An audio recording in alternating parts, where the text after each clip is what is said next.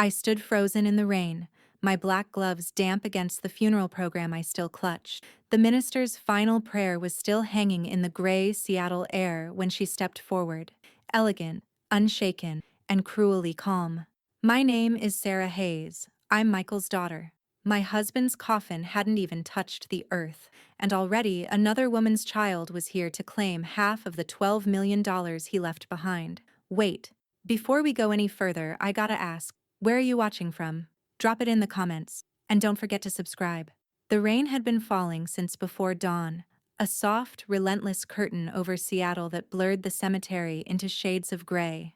The kind of rain that didn't thunder or lash, but seeped into skin and soul alike, wrapping every surface in a cold, damp quiet. Beneath the black funeral canopy, Linda Hayes stood rigidly beside the casket of her husband, Michael, her gloved hands clasped tightly in front of her, as if holding herself together stitch by stitch. She had chosen a simple black coat with a high collar, her silver hair swept back in a loose chignon. Around her, family and acquaintances murmured condolences and shifted uncomfortably in the wet grass, trying to shield their grief and themselves from the weight of the moment. Michael was gone.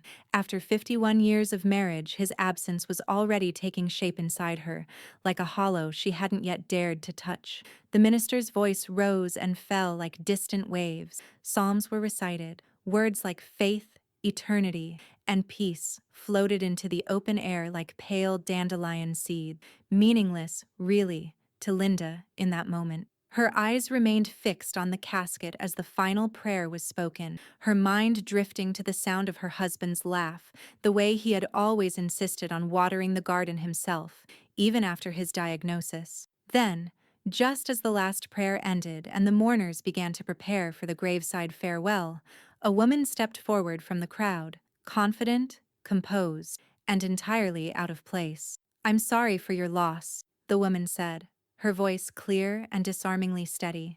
"My name is Sarah Hayes. I'm Michael's daughter." The world stilled. Every rustle, every cough, every whisper was sucked into a vacuum of silence that followed her words. Rain tapped gently on umbrellas and coat shoulders, but even that seemed quieter now, as though the very air had stiffened. Linda did not turn her head. Tom did. He was at her side in an instant, his body coiled like a spring. His brows crashed into a frown as he stepped toward the woman, his voice low but sharp enough to draw blood. "What did you just say?" Sarah, wearing a sleek black dress and holding a small patent leather purse at her side, looked at Tom without flinching. She appeared to be in her late 30s, with pale skin, delicate features, and eyes that didn't blink enough. "I'm not here to fight," she said smoothly. "I only wanted to pay my respects. I'm sorry for the timing, but I thought it was important that I be honest about who I am." "You picked his funeral to announce this?" Tom's voice rose just enough to make a few heads turn. "You couldn't wait one damn day." From the back of the crowd, the soft murmur of scandal was already spreading like wildfire. "Is she serious? Did Michael have another kid? She looks nothing like him."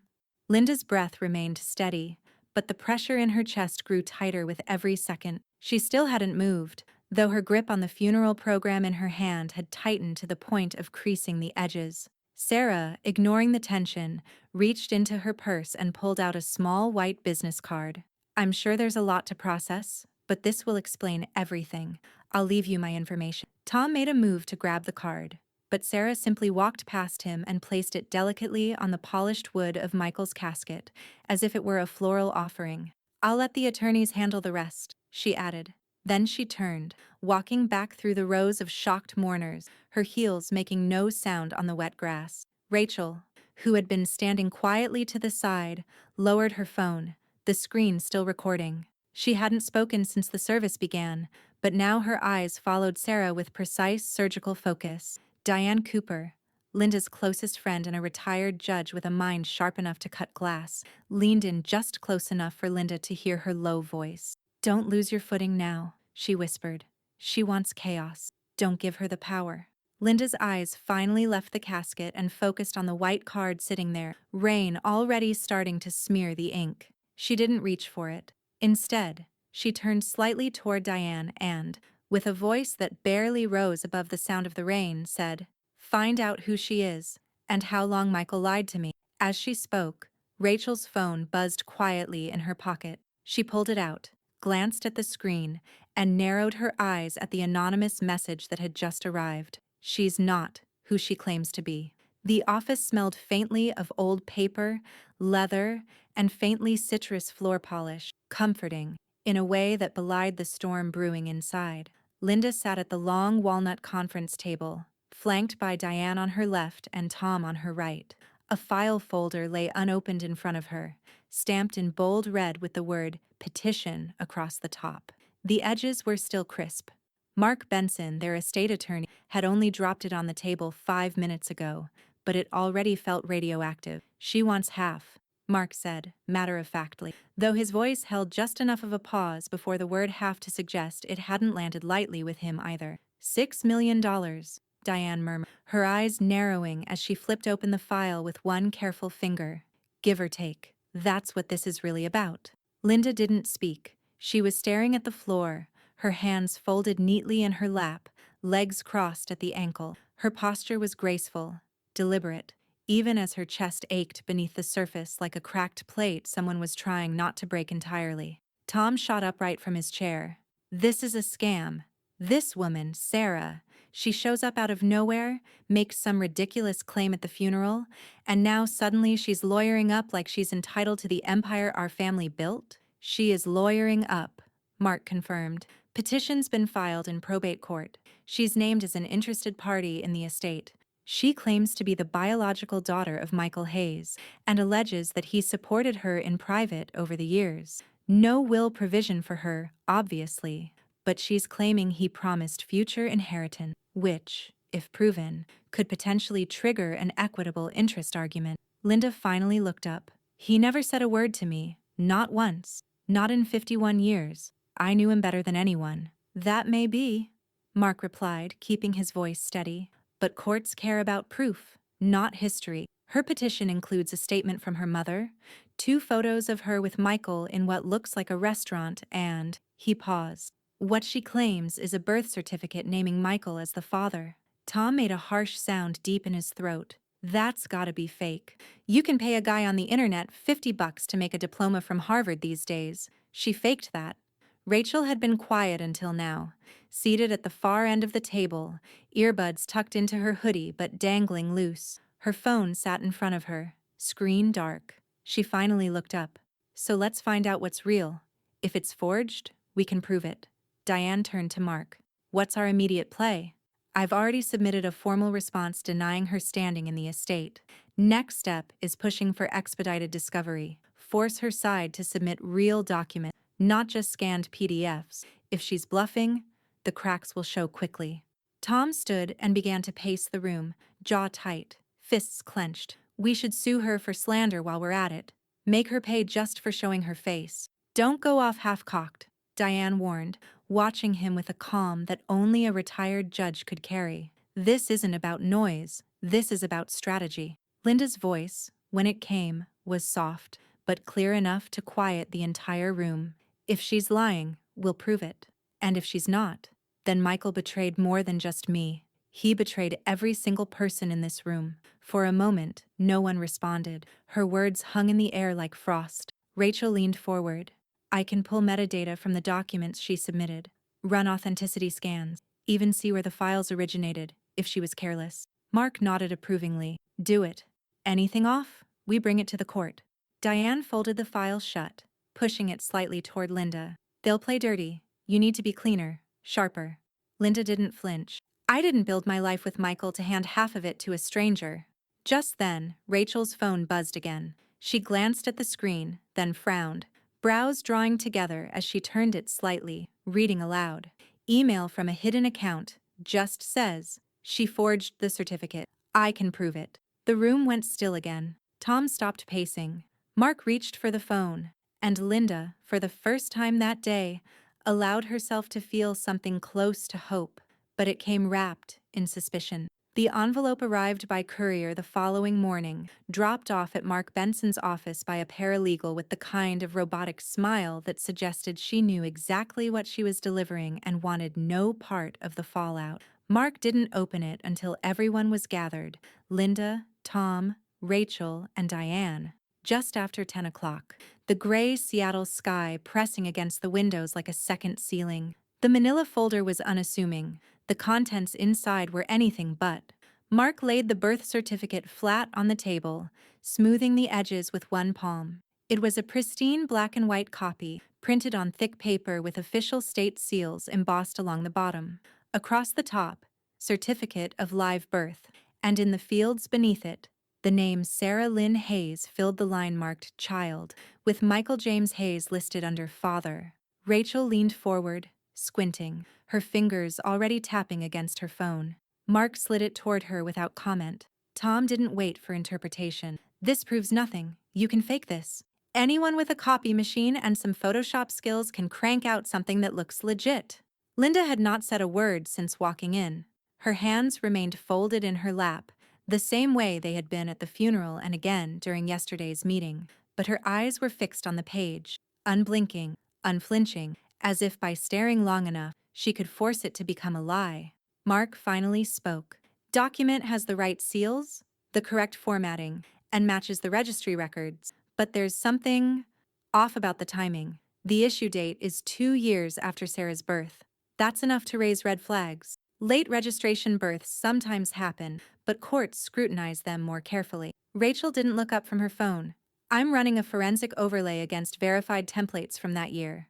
Also checking the ink density from the scan. It'll show if it's a fresh forgery on old paper. Tom scoffed. So basically, it's fake until proven real.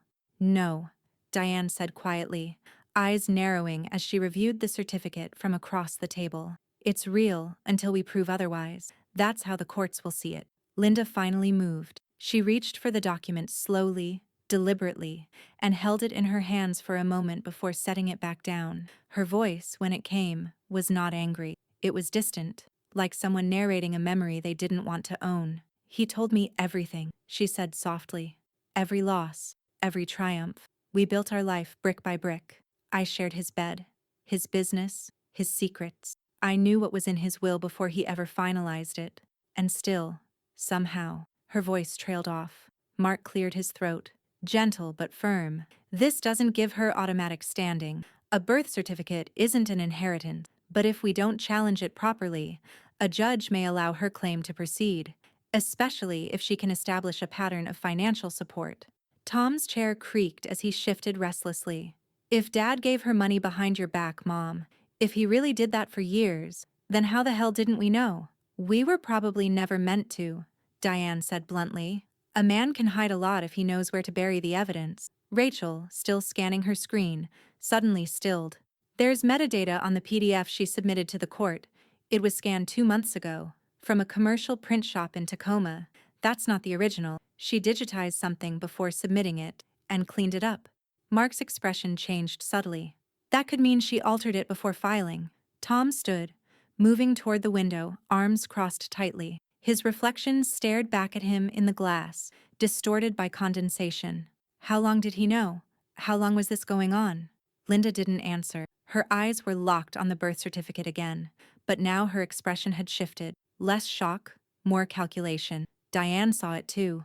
No matter what it says, she said, her tone deliberate, you still control the estate. The house, the trusts, the business assets, everything with your name on it is legally yours. She may rattle the gates, but she can't break in unless we leave the door open. Rachel looked up suddenly, blinking. Wait, there's something else. Everyone turned toward her. She turned her screen around. I just found the same certificate uploaded to a private genealogy site 5 years ago. It's identical. Word for word. Same font, same timestamp on the scan. But the father's name on that one? Michael Harper. Not Hayes. A silence fell across the room. Tom exhaled slowly. So she swapped names on a pre-existing doc. Mark straightened in his chair, face hardening. Now we're getting somewhere. Linda leaned back, closing her eyes for a beat. The betrayal was still there, fresh, sharp.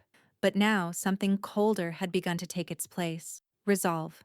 The courtroom was smaller than Linda expected. Not the grand, echoing kind seen in legal dramas, no towering mahogany benches or sweeping marble floors. Instead, it was a modest probate court tucked into the second floor of the King County Courthouse. Practical, paper-thin walls, pale fluorescent lighting that made everyone look a little more tired, a little more washed out. But Sarah Hayes looked radiant. She entered with a crisp, tailored black suit and a two-person legal team, both younger than Mark, both clearly chosen for optics. She walked like she belonged there, chin lifted, eyes scanning the room until they landed on Linda with something between amusement and pity. "She's playing the part," Diane muttered from the bench beside her, not bothering to hide her disdain. Polished hair, muted pearls, right down to the understated grief face. "She's acting," Rachel added under her breath, eyes flicking between Sarah and her counsel. "And it's not even a good performance." Linda didn't respond. Her gaze never left Sarah, though she betrayed no emotion. The paper folder on her lap was thick with documents, joint accounts, real estate titles, business filing. Mark had prepped her the night before with military precision. She wasn't just the widow. She was the legal fortress. Judge Reynolds entered without ceremony, an older man with a face that looked like it had spent decades scowling over glasses. He barely acknowledged the room before sitting and calling the matter into session. "Petitioner claims biological relation to the deceased and is seeking recognition as an heir," he summarized, looking down through his bifocals. "Counsel for the estate, proceed." Mark rose calmly, his voice composed and clear. "Your Honor, we move to challenge the petition on the grounds of insufficient standing. We are submitting notarized documents indicating joint ownership of all primary assets between Michael and Linda Hayes. The deceased's will leaves no ambiguity. Ms. Sarah Hayes is not named. Additionally, we request a temporary order restricting petitioner's access to any accounts, holdings, or real property until the veracity of her claim is formally established." Sarah leaned toward her attorney and whispered something, lips tight with a smile. Her lead counsel stood. "We'll contest the motion. The petitioner has presented a certified birth certificate, along with photographic evidence and sworn testimony from her mother. She has a right to discovery and access to any documents that could confirm her claim." Linda remained still. When the judge asked whether she wished to make a statement, she spoke with measured restraint. "Your Honor," she began, her voice low but unwavering, "everything Michael and I built was done with full transparency. At least, that's what I believed.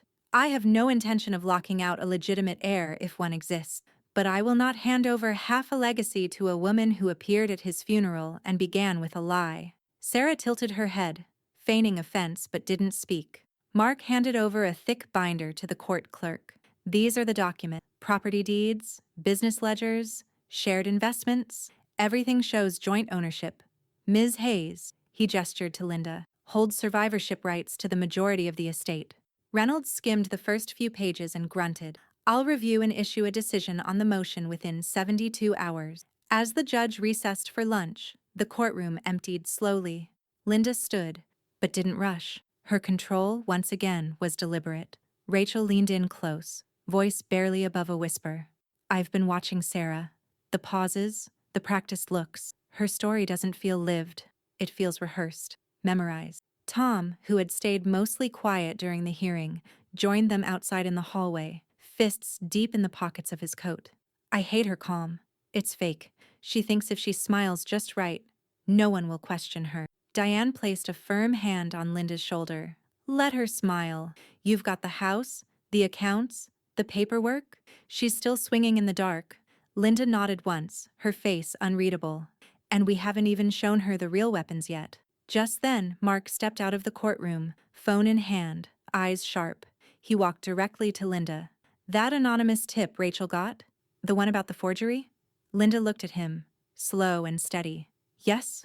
Mark held out his phone, screen lit with a message preview. New email. Subject line: "You're being played. And I have the proof." 2 days later, the court reconvened. This time, not for argument, but for examination. Judge Reynolds sat with a slight frown on his lined face as he reviewed the joint motion on his desk. His tone remained dry, professional, but there was a tightness to his jaw that suggested he hated being in the middle of a familial paternity drama. "We've received allegations questioning the validity of the birth certificate submitted by the petitioner," he said, peering down over his glasses. "Given the gravity of the estate and the ambiguity of available documentation, I'm ordering a formal DNA comparison between Miss Sarah Hayes and retained personal items belonging to the decedent, Mr. Michael Hayes. The words dropped into the courtroom like cold rain. Linda didn't move. She sat still in her dark navy suit, a single pearl clipped to each ear, her posture regal, betraying nothing. But under the table, her right hand gripped the fabric of her skirt until her knuckles whitened. Sarah, seated across the aisle, allowed herself a faint smile. She turned slightly toward her attorney, lips moving in a whisper, but her eyes never left Linda. Samples will be submitted within 72 hours, the judge concluded. Results to be fast-tracked due to the pending financial distribution. Court is adjourned. The gavel came down once, then the murmur began. Outside, on the courthouse steps, Linda stood with her team huddled close. Wind had picked up. Seattle's familiar bite in the air made jackets necessary even in late spring. Rachel pulled her hoodie tighter as Mark spoke. I've already contacted the lab.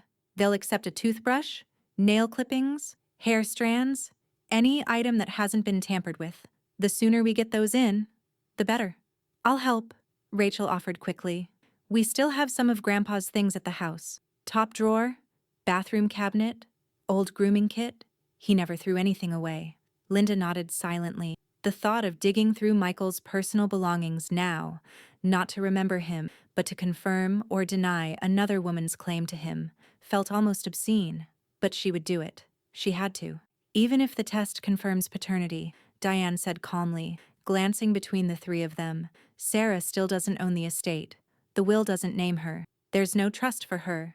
No documented financial arrangement. All she gets is a biological connection, not a legal one. Tom, unusually quiet, shoved his hands deep into his coat pocket. That's what logic says. But courts don't always run on logic, do they? No, Mark replied. They run on precedent, emotion, and pressure. And she's playing to all three. That night, Rachel quietly moved through her grandfather's study. She had grown up in that house, seen him there reading the Wall Street Journal with a glass of bourbon, tinkering with clocks he never seemed to finish, organizing receipts that no one ever needed.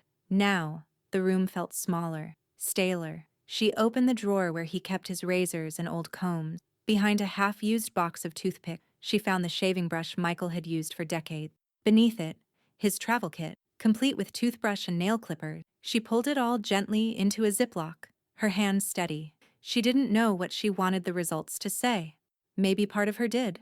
But this wasn't about wanting any. This was about truth. 3 days passed. The courthouse was silent when they returned. Not packed like before, but not empty either. The judge entered with his file already open. No preamble, no introduction. The DNA results have been certified by the independent lab, he announced. Testing confirms, with 99.9997% accuracy, that Ms. Sarah Hayes is the biological daughter of Mr. Michael Hayes. The words echoed. Linda didn't blink. Her jaw set. Her fingers again curled under the table. Tom's breath left him in a sharp exhale. Rachel stared straight ahead, expression unreadable. Sarah turned, just slightly, and looked directly at Linda. This time, she didn't smile. She beamed. Judge Reynolds continued. Biological connection has now been established. Further hearings will determine the extent of any legal entitlement. This does not affect the distribution of assets at this stage, but the damage had already been done. Mark closed his folder slowly. We pivot, he said under his breath. This changes the argument, but not the outcome. Diane placed her hand gently on Linda's shoulder. He lied, she said quietly, but you still hold the pen. Linda's eyes never left Sarah as the room began to empty. Some part of her had died again, but another part, one forged in silence and betrayal, was already beginning to sharpen. Linda hadn't moved from her chair even as the courtroom emptied around her.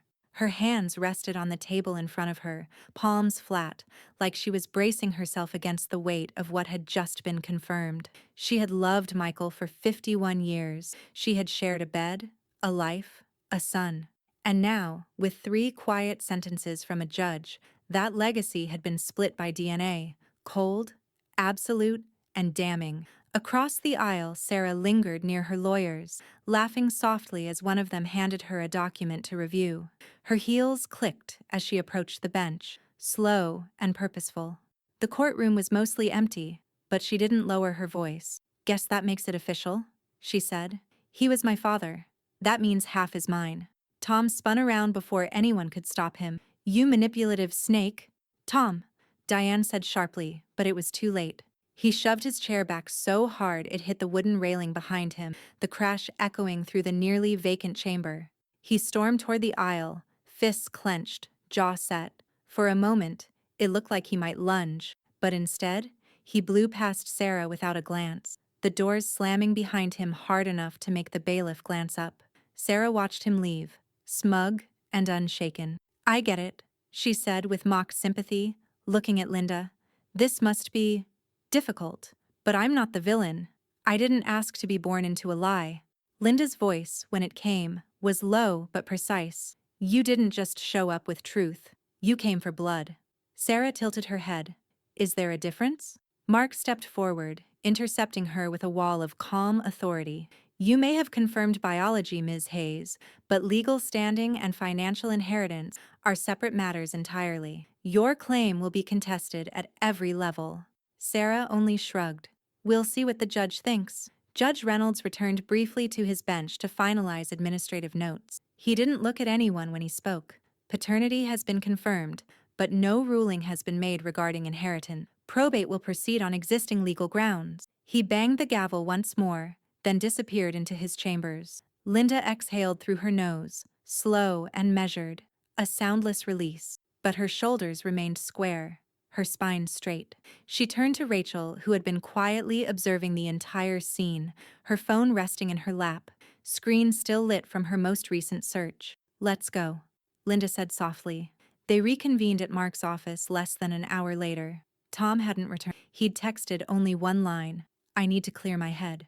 Rachel was already hunched over her laptop, two browser windows open side by side, fingers gliding across the keys. I'm tracing her digital footprint, Rachel said, without looking up. Court filings, LLC registration, address history, anything financial she's touched in the last 10 years. Focus on assets, Mark added.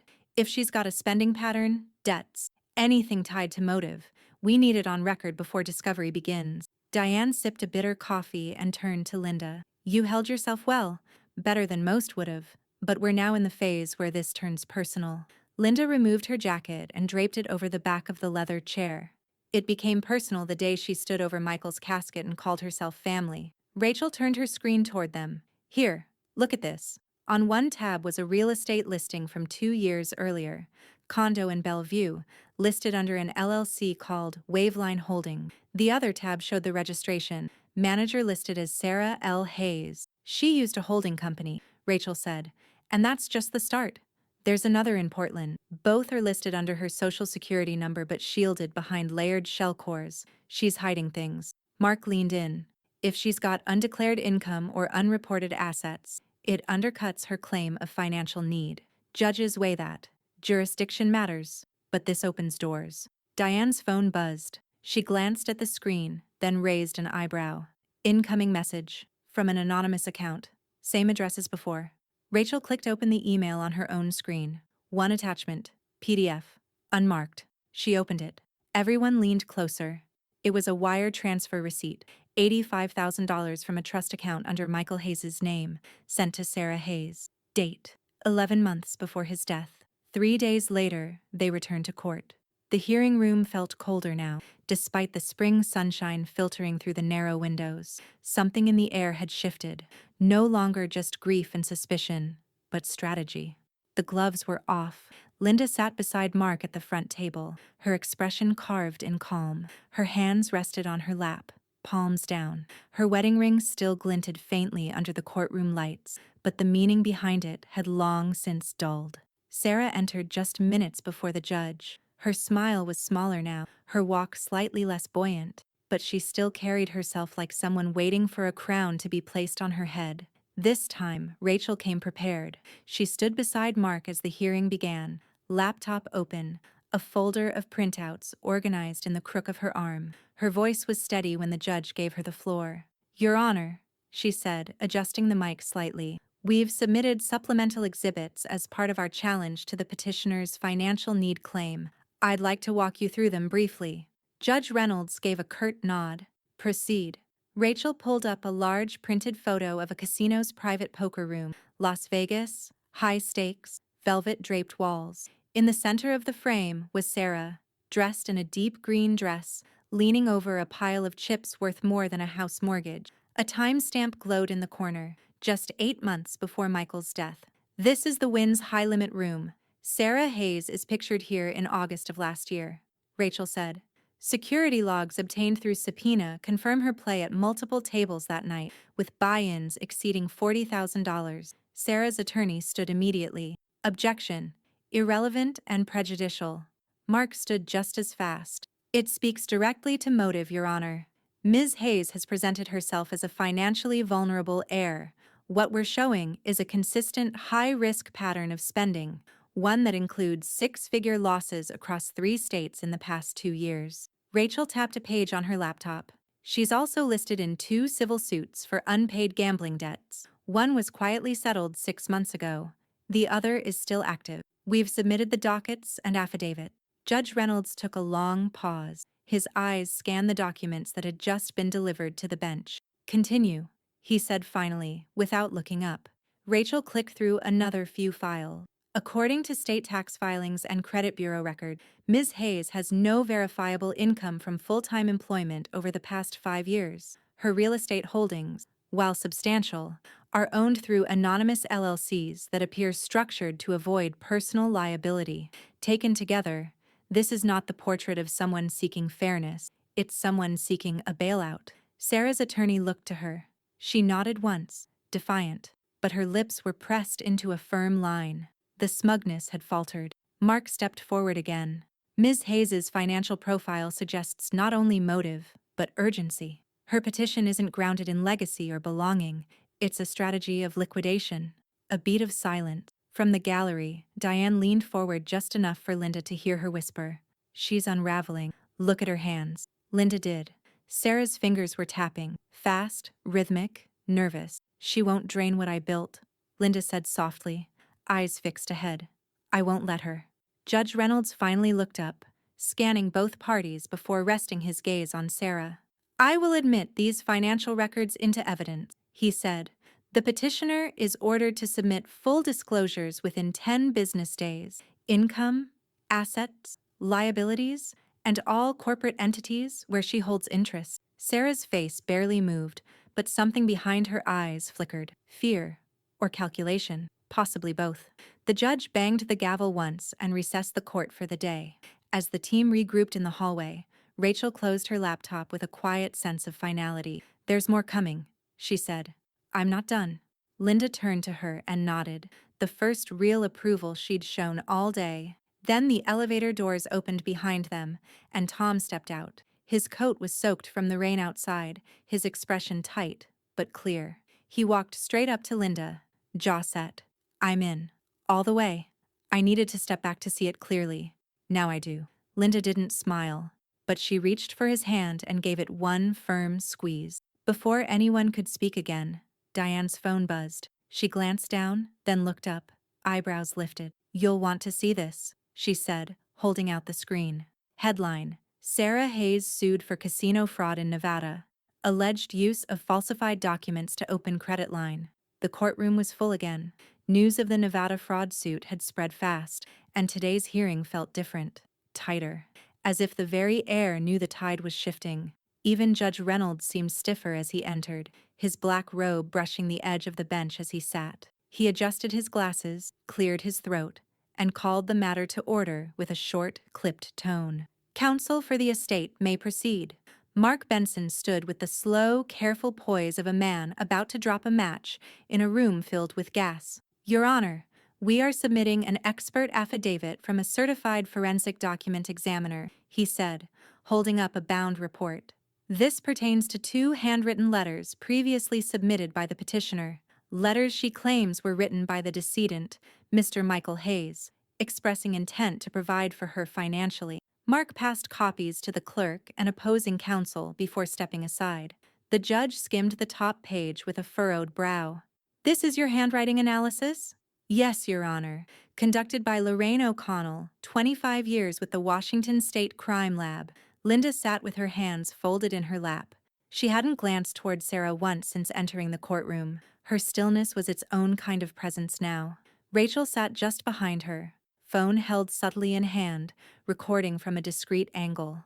Her face was impassive, but her thumb hovered over the screen like she was waiting for the moment something important cracked. Mark continued, voice steady and clinical. The letters were written in blue ink, on monogrammed stationery Sarah submitted as alleged evidence of Michael's intent. However, the handwriting sample does not match confirmed signatures from Michael's estate documents, checks, business letters, or personal notes verified by multiple witnesses. He flipped a page. In fact, the expert report concludes, with 98% certainty, that the letters were written by someone attempting to imitate Michael Hayes's style, not by Michael himself. Letter formations, slant angles, pressure points, and ligature inconsistencies all indicate forgery. A beat of silence. Sarah's lead attorney stood, flustered. We object to the use of a single expert witness as definitive. My client submitted these letters in good faith. She received them years ago, and we assert that their authenticity can't be dismissed on one opinion. Judge Reynolds looked up slowly, like a bear woken from hibernation. Your client submitted documents to this court under sworn testimony, documents now shown to be forgeries, or at minimum, deliberate misrepresentation. Do you want to recharacterize your position before I begin contempt proceedings? The attorney's throat visibly moved as he swallowed. We request an opportunity to respond in writing. You'll get one, the judge snapped. But let me be clear. If this court finds evidence of material fraud, there will be consequences. Rachel glanced at Diane, who didn't smile but did whisper, she just slit her own throat legally.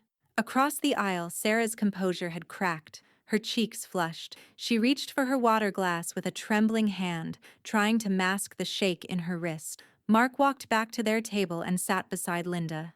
Even if she survives this, he said under his breath, her credibility's burned. This tips the scales. Still, Linda's face didn't shift. She looked straight ahead, the courtroom lights reflecting faintly in her eyes. Truth doesn't panic, she said, voice almost a whisper.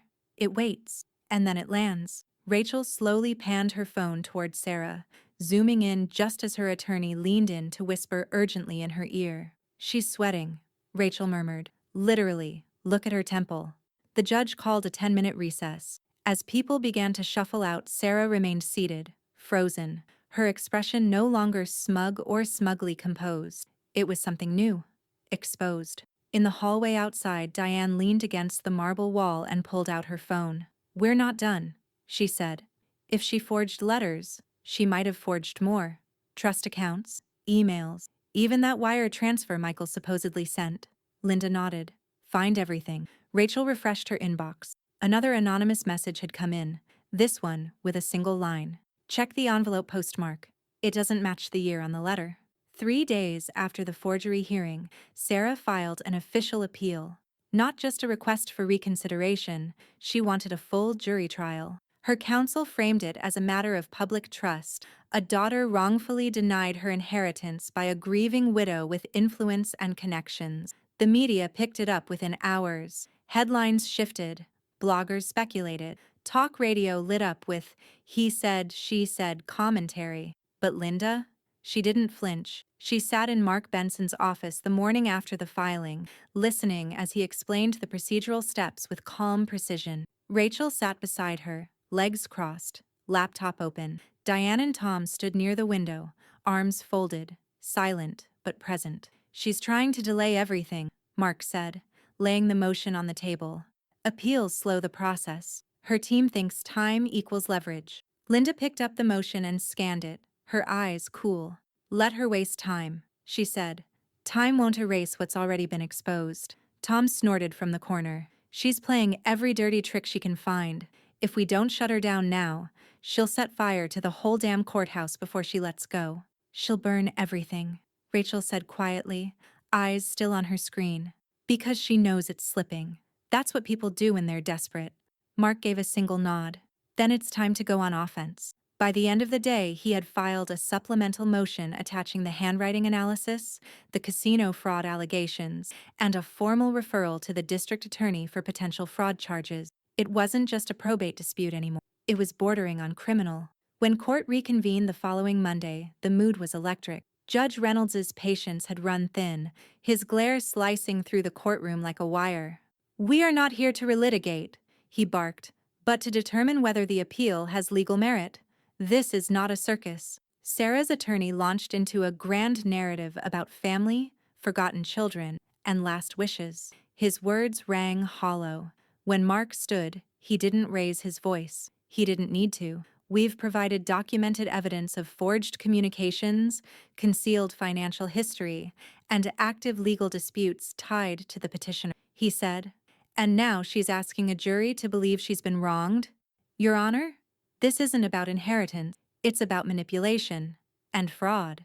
The judge's jaw ticked once. "The court will take the appeal motion under advisement, and I will be reviewing potential sanctions for misuse of judicial process, especially if it becomes evident that the court has been deliberately misled." Sarah's face had gone pale. The heat was turning. It turned hotter by the hour. That afternoon, as the courtroom emptied, Diane pulled Mark aside with a text she had just received from a retired colleague, someone still working in courthouse administration. "He said there's chatter," she said. "Something off with how one of Sarah's filings was processed last week. Something about a document that skipped proper chain of custody." Rachel leaned in. "Was it the appeal brief?" Mark checked the timestamp. It was logged without digital fingerprinting, no proper envelope scan, no timestamp on the intake scanner. He stopped mid-sentence. "Oh God." They all looked at him. "I know the clerk who was working that day." An hour later, they sat in a conference room deep inside the courthouse, opposite a pale, nervous young man in a wrinkled button-down and courthouse badge. His hands trembled as he held a paper cup of water, refusing to make eye contact with anyone but Mark. "I didn't know what I was getting into," the clerk said. "She told me she just needed it rushed through, that it was time-sensitive." Mark kept his voice low, measured. "What did she offer you?" The clerk swallowed hard. 10 grand. In cash. Said it was just to make sure the appeal brief didn't get held up in red tape. I didn't even know she had that kind of money. I didn't think it would matter." Rachel was already recording. Diane sat back slowly. "Oh, it matters." Mark stood. "We need to bring this to Reynolds. Now." Back at the judge's chambers, they handed over the audio and a notarized affidavit. Reynolds listened to the clip in full silence, his face growing grimmer by the second. When it ended, he removed his glasses and looked directly at Mark. "This crosses a line. This is criminal, and it will be handled accordingly." He stood, signaling the meeting was over. But before they reached the door, he called out to Linda. "Mrs. Hayes," he said, his voice firm, "whatever happens next, stay steady. The truth is pulling her under." Linda paused, her hand on the doorframe. "I know," she said softly. "That's why I stopped trying to swim after her." The courtroom was packed. By the time Linda stepped into the chamber, half the seats were already filled. Legal observers, reporters, law students, and more than a few vultures in tailored suits smelling scandal. What had begun as a private estate dispute had now erupted into a public spectacle. The air buzzed with anticipation, the kind of weight you feel just before the gavel drops. Judge Reynolds entered, slower than usual, his robe flowing behind him like a storm cloud. He didn't bother looking at either side as he sat. "Call the witness," he said flatly. Mark rose. "Your Honor, the estate calls Evan Draper to testify." The young courthouse clerk walked in hesitantly, his dress shirt ironed this time, hair slicked back, eyes darting like he wished he were anywhere else. Still, he made his way to the witness stand and took the oath with a trembling hand. "State your name and position," Mark began. "Evan Draper, court filing clerk, King County Courthouse." Mark nodded. "Mr. Draper, can you tell the court what occurred on March 17th regarding a filing submitted by the petitioner's legal team?" Evan swallowed audibly. "I was approached in the hallway outside the intake office. A woman, Ms. Hayes, told me her documents needed to be rushed, said the judge was expecting them. She handed me a manila envelope and said she didn't want it delayed by bureaucratic nonsense." "And what did she offer you?" Evan's face flushed. $10,000. In cash, in an envelope, tucked into the back. Gasps rippled through the room. Even the stenographer paused for a beat before resuming her keystrokes. "And what did you do after receiving it?" "I didn't report it," Evan said, his voice cracking. "I panicked. I processed the file without running it through the scan log. I didn't realize until later how serious it was. Mark turned to the judge. We've submitted audio of Mr. Draper's confession, as well as a notarized affidavit. The envelope containing the cash was turned over to the district attorney's office yesterday. Judge Reynolds looked up slowly, fixing his eyes on Sarah. Ms. Hayes, he said, his voice low and sharp, you are currently the subject of a criminal investigation. I will not interfere with prosecutorial process, but this court has full authority to impose civil and procedural sanctions. Sarah didn't speak. Her attorney rose, scrambling. Your Honor, we object to the imposition of sanctions prior to full due process. Overruled, Reynolds snapped. He removed his glasses, setting them down with the finality of a loaded gun. I hereby strike the petitioner's appeal as frivolous and procedurally tainted. I fine the petitioner $50,000 payable to the estate for costs and damages, and issue a formal referral to the Washington State Bar for review of her legal representation. A collective inhale passed through the gallery. Sarah sat motionless, eyes hollow. Her attorney whispered something, but she didn't respond. Her hands were clasped too tightly in her lap, knuckles white, nails digging into her own skin. Linda didn't move. She sat with the same stillness she'd carried since day one, shoulders poised, spine straight, eyes unwavering. Outside the courthouse, cameras swarmed. The bribe had gone public within the hour. Local news anchors ran footage of Sarah stepping into a black car, sunglasses hiding her face, reporters shouting questions she didn't answer. In the marble hallway, Rachel tucked her phone back into her coat and turned to her grandmother. You didn't say a word in there, she said quietly. Linda gave the faintest shrug. I didn't need to. Rachel smiled. Not wide, not smug, just proud. You're the storm, Grandma, she said. Diane stepped forward, sliding her sunglasses on. It's game over. She's legally cornered, publicly humiliated, and ethically buried. Linda looked toward the courthouse exit, the chaos beyond the glass doors. No, she said, her voice like iron wrapped in velvet. Not yet, but we just cut off her oxygen. Tom appeared behind them, holding out a folded newspaper.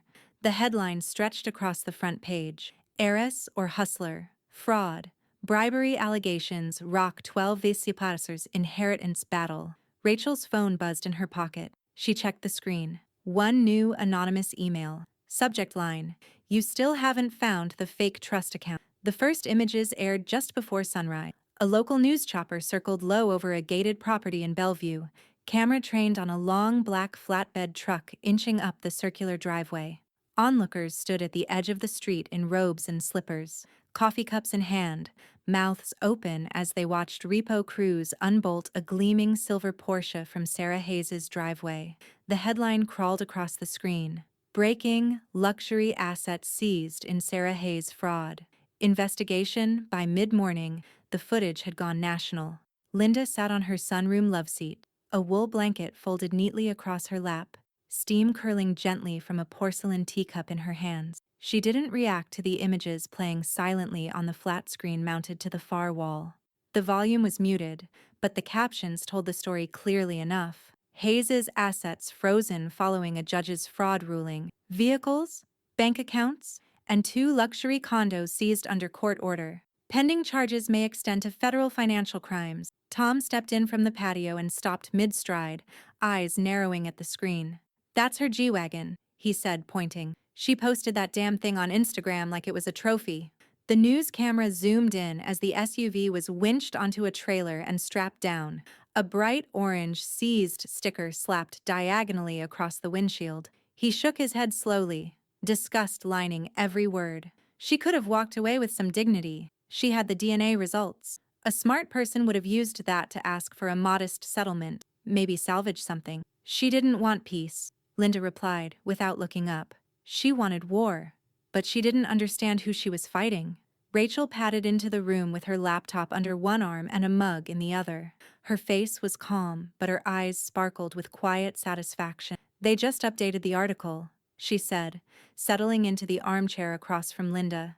Her accounts are in overdraft. One of the LLCs she used to hide the Portland condo filed for bankruptcy yesterday. Turns out she took a second mortgage against it 3 months ago. That property's gone too.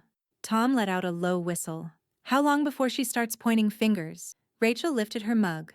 Already happening. She's blaming her legal team on Twitter, claims they misled her about filing strategy. She's hemorrhaging credibility by the hour. The camera on the TV cut to a new angle. Sarah, hair loose, oversized sunglasses masking half her face, stepping out of the front door of her now empty home while reporters shouted from behind the gate. She didn't answer, didn't wave. She just walked toward a black sedan with tinted windows, climbed in, and shut the door. Rachel shook her head. She destroyed herself. Linda took a slow sip of tea, the porcelain clinking gently against the saucer.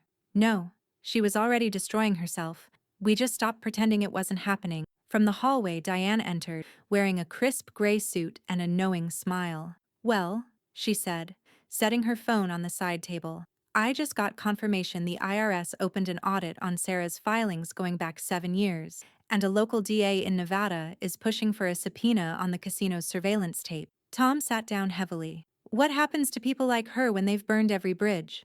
Diane glanced at Linda before answering. They fade, or they lash out one last time before they do. Linda's fingers curled around the teacup. Her voice was soft, but certain. If she lashes out again, she won't get far. Rachel turned her laptop around. Speaking of, she said, I finally cracked the metadata on that last anonymous email. It was sent through a spoofing service, but I traced the proxy trail back to a co-working space in Capitol Hill. Seattle? Tom asked. Rachel nodded. Yep. I already pulled the Wi-Fi logs from that building. There's one device that stands out. It logged in 3 times over the past month. The username registered under a fake name, but the MAC address matches an old device once registered under Sarah's former paralegal. Mark's voice suddenly echoed from the hallway. Turn on the sound. He was pointing at the television. Rachel picked up the remote and unmuted. A reporter was reading live from a developing press conference. We've just learned that prosecutors in Washington have obtained a sealed warrant related to a trust account allegedly created by Sarah Hayes. Linda leaned forward slightly. The reporter continued, and sources close to the investigation say the account may not have been created by Michael Hayes at all. The courtroom was silent, funeral silent, when Sarah took the stand. No camera crews this time, no whispering gallery. The judge had ordered the hearing closed to the public due to the sensitivity of financial and criminal allegations under active investigation, but it made the room feel smaller, more intimate, more like a confession box than a court of law. Sarah sat alone behind the microphone, no attorney beside her now. Her legal team had formally withdrawn 3 days earlier. The firm cited irreconcilable breakdown in client communication. No one needed translation. Judge Reynolds sat still as stone, hands folded, glasses low on his nose. Ms. Hayes, he said, you requested an opportunity to address the court directly. You may proceed.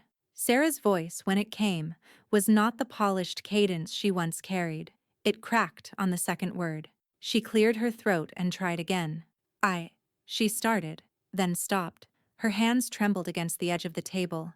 I made a lot of mistakes. No one moved. She glanced down, eyes fixed on her own fingers. I lied about the letters.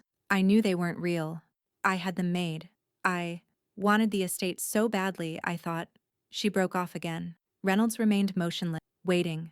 Sarah inhaled sharply, visibly shaking. I never had anything of my own. My mother died broke. I was drowning in debt, gambling, loans, people threatening to sue or worse. When Michael died, I thought it was my last chance. I wasn't thinking about legacy. I was thinking about survival. Rachel watched from the front row, jaw tight. She didn't blink. Tom sat to her left, arms folded across his chest, his face a mask of contempt. Linda didn't look at Sarah. Not once. Sarah's voice fell to a whisper. I'm sorry. I am. But I can't fix it now. The judge let the silence hang for a beat. Then he leaned forward, voice like granite. You orchestrated a complex web of fraud, manipulated the probate process, submitted falsified evidence, and attempted to bribe a court officer. This is not desperation. This is design. Sarah's eyes filled. I know. You insult this court, this estate, and every legitimate claimant to the law's protection, he continued. You will be held accountable in both civil and criminal jurisdictions, but today, you are finished here. He looked down briefly, signing a stack of documents with slow, deliberate strokes. I hereby terminate all pending motions filed by the petitioner. I deny any and all claim to the Hayes estate. I recommend criminal prosecution proceed without delay. He didn't look up again. Sarah remained still for a moment. Then she pushed back from the table, chair legs scraping the floor like an exhale. As the bailiff approached to escort her out, she glanced once in Linda's direction, eyes searching for something. A nod. A flicker of acknowledgement. Mercy. Linda did not give it. Her gaze remained fixed ahead, unmoved, untouched. Rachel reached out and gently squeezed her grandmother's hand. She's done, Diane whispered. It's over. Sarah was led through the side door, wrists cuffed loosely in front of her. The moment she disappeared, a hush settled over the room. Quiet not out of reverence, but exhaustion. The kind that only comes when something has finally, definitively, collapsed. As the court adjourned, Linda stood slowly, adjusting the collar of her coat. Her expression was unreadable, not triumphant, not bitter, just finished. Outside the courtroom, a few remaining reporters stood at the bottom of the courthouse steps, but no one chased them down this time. There were no microphones, no more questions to answer. Diane turned toward Rachel as they reached the street. You were right from day one. Rachel looked back at the glass doors behind them. She was never here to claim what was hers. She was here to steal what wasn't. Mark's phone buzzed in his coat pocket. He checked it, then looked at Linda. Court records just confirmed the trust Sarah submitted last month, the one she swore was created by Michael. Linda nodded once. It's fake, fully fabricated, entirely forged. The pen glided smoothly across the paper. Linda's hand was steady, her signature crisp, final. A black Mont Blanc, Michael's, ironically, rested between her fingers as she signed the last page of the new will. A soft click followed as she capped it and placed it gently on the mahogany table in Mark Benson's office. No tension in her shoulders, no hesitation in her movement. The storm had passed, and she had walked through it unburned. Final page signed, witnessed, and sealed, Mark said, tapping the corner of the document stack. We'll scan and file it this afternoon, then courier the originals to the family vault. Rachel sat on the couch beside Diane, hands folded over her knee. She leaned forward slightly, eyes fixed on her grandmother. You're sure about all of it? Linda turned to her. Every line. Mark opened the folder and reviewed aloud. Primary heir, Rachel Lynn Hayes, 40% of the estate, plus executor rights. 20% to Thomas Hayes, in accordance with prior terms. The remaining 40 divided between 4 charitable trusts, each one supporting domestic violence shelters, transitional housing, and female-led recovery programs. Rachel blinked, visibly stunned. You're donating nearly $5 million? Linda smiled, subtle, quiet. Under Michael's name. The foundation titles will reflect that. Tom looked up from his chair, his mouth twitching into a grin. He always said he wanted to do something meaningful with the business assets when he retired. Well, Linda said, reaching for her tea. Now he has. Diane let out a slow breath. You didn't just take her off the map. You replaced her with something permanent, something that matters. Exactly, Linda said. She wanted a seat at the table. She tried to steal it. But this table, she touched the stack of documents, was never hers to begin with. Mark slid a final document across the desk. One last piece. We need a notarized signature for the revised beneficiary statement. Linda leaned forward again, uncapped the pen, and signed with graceful certainty. Mark notarized the form with a firm stamp. She looked up at him. Now it's permanent. Tom stood and crossed the room in a few easy strides. He wrapped his arms around her from behind, pulling her into a hug. Not rushed, not performative, just real. I don't think I ever said it, he murmured, but I'm proud of you, Mom, for all of it. Linda's hand rose to his and squeezed once. You didn't have to say it. I always knew. Rachel stood and walked to the window, phone in hand. She scrolled through a fresh wave of breaking headlines. Sarah Hayes officially removed from estate. Judge calls fraud premeditated women's shelters to receive millions from Hayes Trust. Legacy over blood. Linda Hayes rewrites final will to honor husband, not his mistake. Diane peered over her shoulder. That one's good, she said, tapping the last headline. Legacy over blood. That's your eulogy for her, Linda. Linda didn't comment. She didn't need to. Mark gathered the finalized documents into a leather portfolio and handed them to his assistant. Make 2 certified copies and put the originals under lock and key. No digital scans on unsecured drives. We've already seen what a forged PDF can do. As the door closed behind the assistant, Rachel turned from the window. I was wrong about one thing, she said. Linda raised an eyebrow. Rachel stepped closer. You didn't just survive her. You outrode her. Linda let out a soft exhale, half amusement, half release. No, she said, lifting her teacup once more. I just edited what she tried to draft without permission.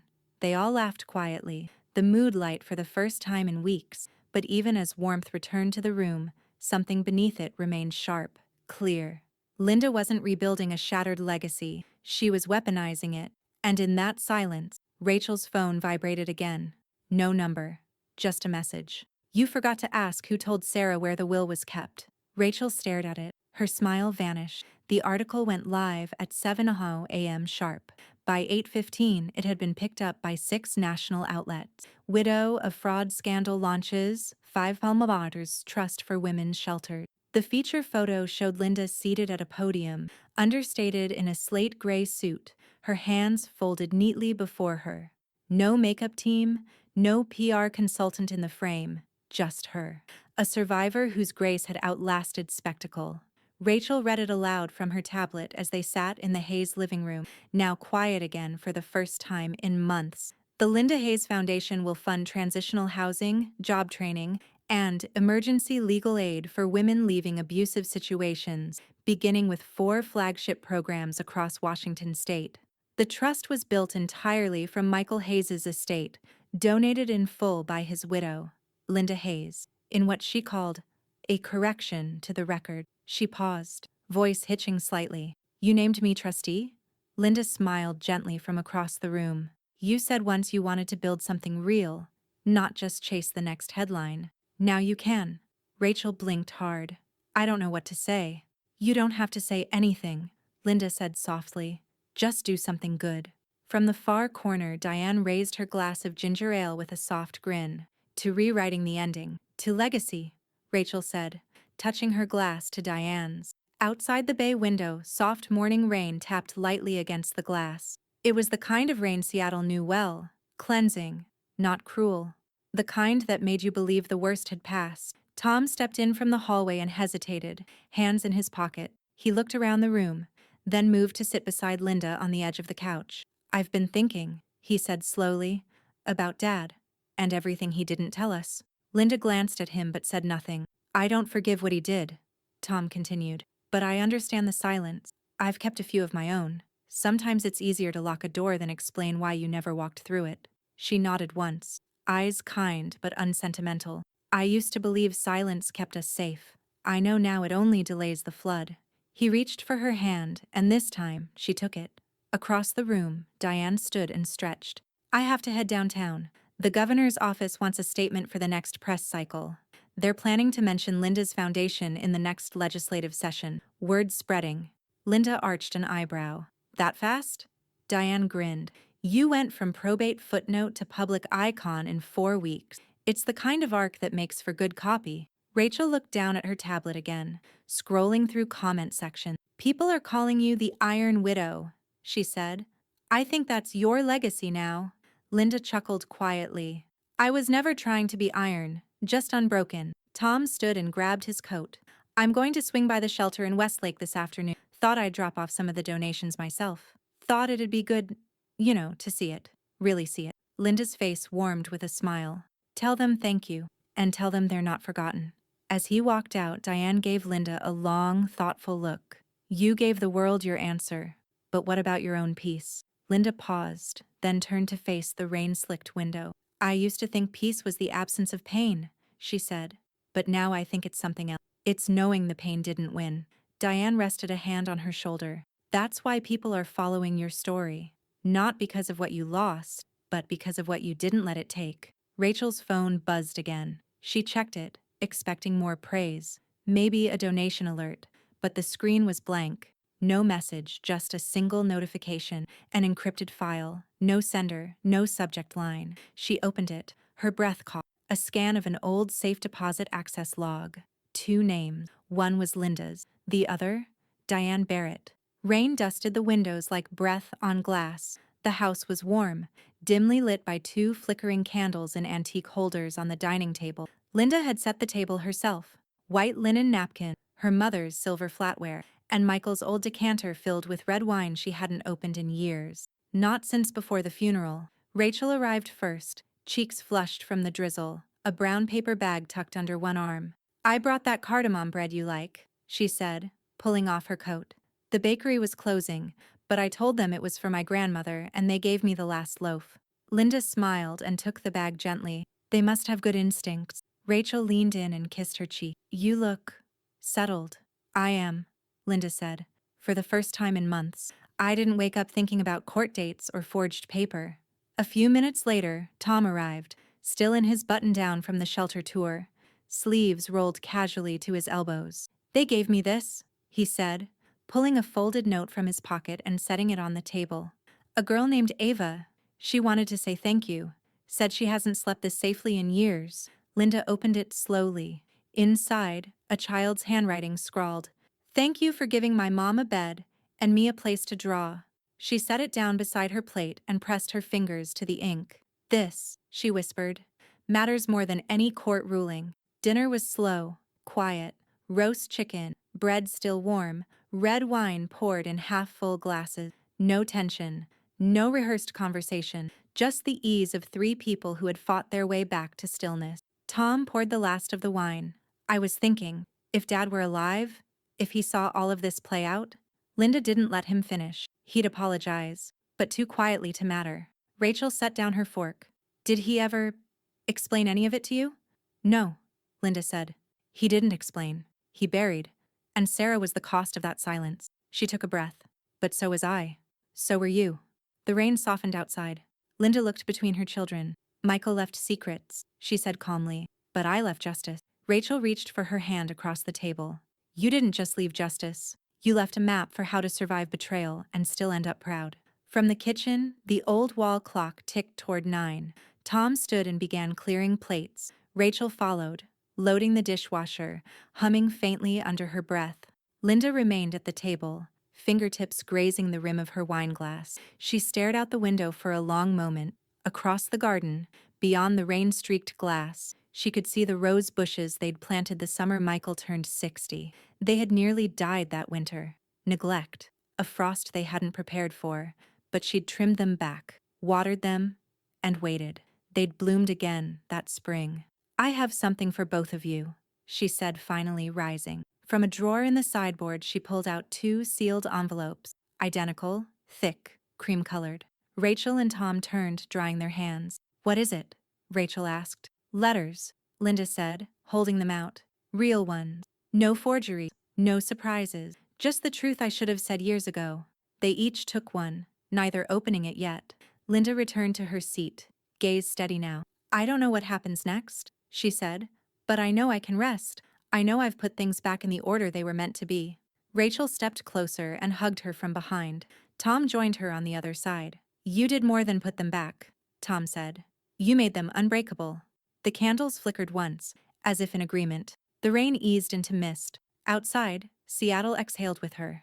And Linda, widow, mother, matriarch, closed her eyes for just a second, not in grief, not in fatigue, but in something rare and earned, peace. At his funeral, she wanted half of 12 lanthorns. In the end, she left with none. And I left with everything intact.